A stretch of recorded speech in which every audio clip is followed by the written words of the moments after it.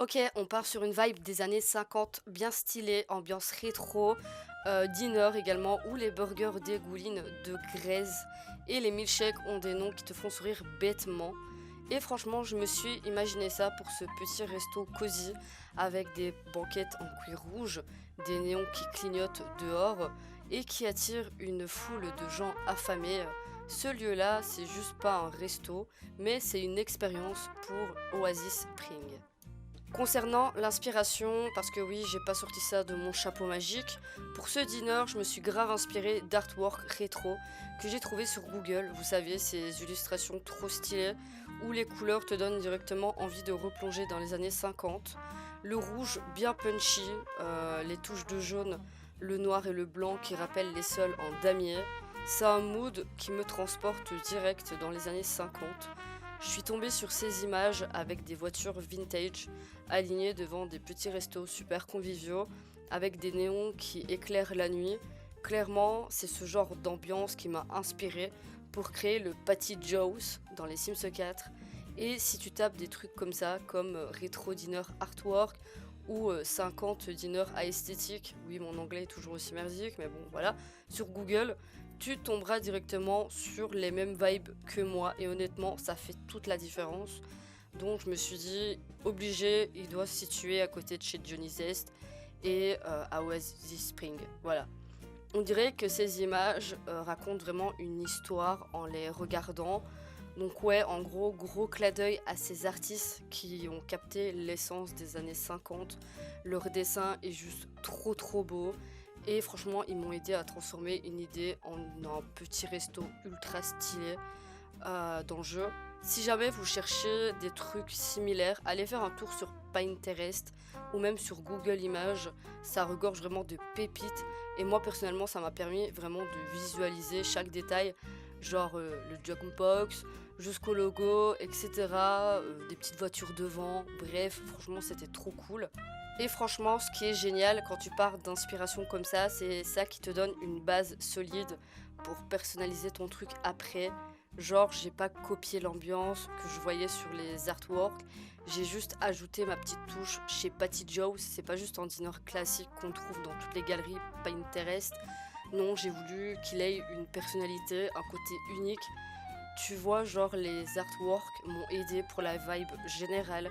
Mais après, dans les détails que j'ai mis à ma pâte, par exemple, j'ai voulu que la cuisine soit un peu plus ouverte, avec les cuistots qu'on peut voir bosser derrière le comptoir. Ça rajoute vraiment un côté vivant. Puis, t'as aussi l'impression que tout le monde est impliqué, que le chef, c'est peut-être aussi le serveur, qui retourne à ses steaks avec une maîtrise digne d'un artiste.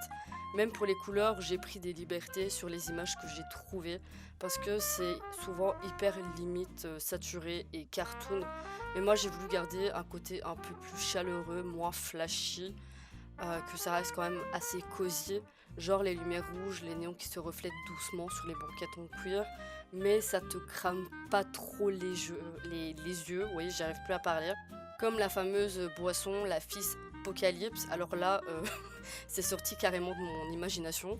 Les artworks m'ont donné envie de rajouter un truc emblématique, un peu absurde, mais qui fait parler de l'endroit, pourquoi il est connu. Tous les bons restos ont un truc qui les démarque.